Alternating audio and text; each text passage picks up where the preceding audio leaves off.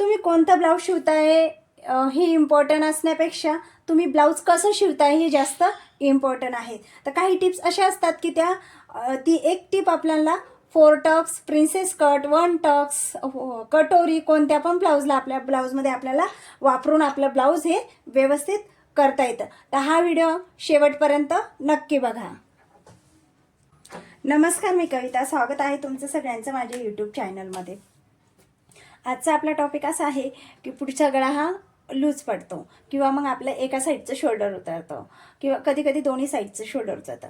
तर शोल्डर उतरणे आणि पुढचा गळा याचा काय संबंध आहे ते आज आपण बघणार आहोत. पण त्याआधी तुम्ही अजून माझ्या चॅनलला सबस्क्राईब नसेल केलं तर चॅनलला सबस्क्राईब करून घ्या. तर बघा, आपण जेव्हा ही मार्किंग करतो तर हे बघा, जशी मापे आहे ना, पहिले तर आहे ना, मापामध्ये आपल्याला कुठल्याही प्रकारचा बदल नाही करायचा आहे. जी मापे आपण नेहमी टाकतो ना त्याच प्रकारची मापे आपल्याला टाकून घ्यायची आहे. पण आता आपण तुम्ही बघितलंय का, हे बघा, ही जी मार्किंग मी केली आहे चॉकनी, त्याची कटिंग मात्र आपण काय करतो, बाहेरून करतो. आपण हे बघा, गळ्याची कटिंग ह्या साईडनी बाहेरून करतो, मुंड्याची कटिंग, सगळ्या कटिंग आपण बाहेरून करतो. त्याच्याने काय होतं, एक एक एक एक लाईनसुद्धा, आता एक लाईनने आपल्या इकडे शोल्डर वाढून जातं, एक लाईननी गळा इकडं कमी होऊन जातो. आणि आपण जेवढा अर्धा इंच हुक आईच्या पट्टीसाठी सोडतो ना, तर आपण खरंच हुक आईच्या पट्टीसाठी अर्धा इंच दाबतो का? दाबताना आपण अर्धा इंच दाबतो का? तर नाही. कधी कधी आपलं पाव इंचच दाबल्या जातं, कधी कमी दाबल्या जातं. आणि जेव्हा आपण ही चॉकनी लाईन आखतो अर्धा इंच हुक आय पट्टीसाठी, तर आपण त्याच्या बाहेरून ही कटिंग करतो. तर त्याच्यामध्ये आपले 1-2 लाईन अजून वाढून जातात. म्हणजे काय होतं, हे अंतर आपलं वाढून जातं. त्याच्यामुळे हे जो भाग आहे ना तो जास्त होतो. तर अशा वेळेस काय करायचं आहे, जसं आहे तसंच कटिंग करायचं आहे. कटिंगमध्ये पण आपल्याला कोणत्याही प्रकारचा बदल करायचा नाही. फक्त जेव्हा आपले टक्स पूर्ण तयार होतील, आपलं हे पार्ट जो पुढचा आहे तो तयार होईल, आणि जेव्हा आपण हुक आईची पट्टी लावायला घेऊ ना, तर तेव्हा आपल्याला थोडासा काहीतरी बदल करायचा आहे.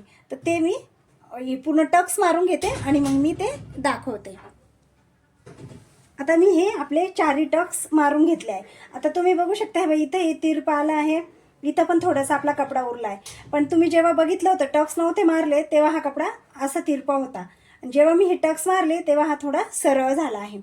तर जेव्हा मी ब्लाऊजची कटिंग केली होती ना, तेव्हा मी ह्या तिरपा कट आहे ना तो कटिंग नव्हता केलेला.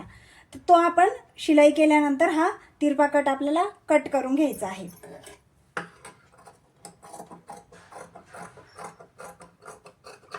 बघा, ह्या प्रकारे आपल्याला कट करून घ्यायचं आहे. त्यानंतर इकडचं पण एक्स्ट्रा जे आहे ते आपल्याला ह्या प्रकारे कट करायचं आहे. आता हे कट केल्यानंतर आपल्याला आता आपला जो गळा लूज होतो ना, तर तो गळा लूज होऊ नये म्हणून आपल्याला काय करायचं आहे, बघा, आता हे जे एक्स्ट्रा आहे ना ते मी इथं कट करून घेते. पण आता आपल्याला काय करायचं आहे, इथून अशी कात्री धरायची आहे, बघा, ह्या प्रकारे.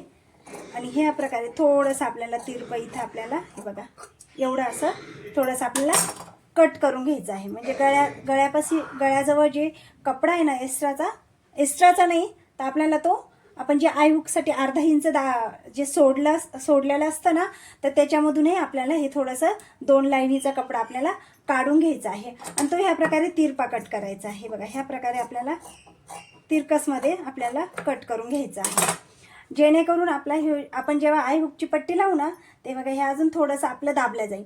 आपला गळा फक्त इथं कमी होणार आहे, इकडे वरती कुठेही आपला गळा कमी नाही होणार आहे. फक्त एवढ्याच ठिकाणी आपला थोडासा गळा इथं कमी होऊन जाईल आणि आपला गळा जो आहे ना तो एकदम असा पॅक बसेल.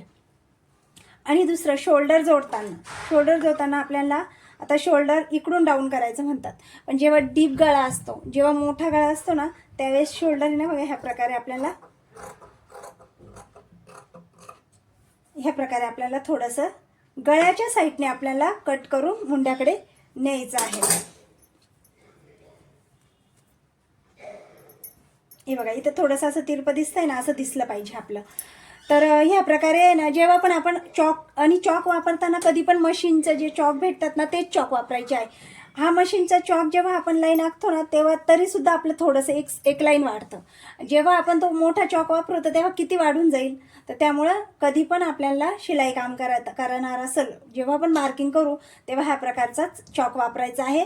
नाही तर मग सरळ आपला पेन्सिल किंवा मार्कर वापरायचा आहे. आपला जो फळ्यावर चॉक वापरतात तो चॉक वापरायचा नाही आहे. तर ही एक फक्त एवढी एक टीप लक्षात ठेवायची आहे. आणि इथं जे आपण कट करतो ना, तर ते आपलं हे जे 4 टक्स आपण मारून घेतो ना, ते मारून झाल्यानंतर आपल्याला इथं कट करायचं आहे. म्हणजे ते आपल्याला कमी जास्त जेव्हा आपण हा टक्स मारतो ना, तेव्हा आपल्याला लक्षात येतं. तर आशा करते की तुम्हाला आजचा व्हिडिओ आवडला असेल. व्हिडिओ आवडला असेल तर व्हिडिओ लाईक करा. अजून तुम्ही माझ्या चॅनलला सबस्क्राईब नसेल केलं तर चॅनलला सबस्क्राईब करून घ्या. आणि व्हिडिओ हा पूर्ण बघितल्याबद्दल खूप खूप धन्यवाद.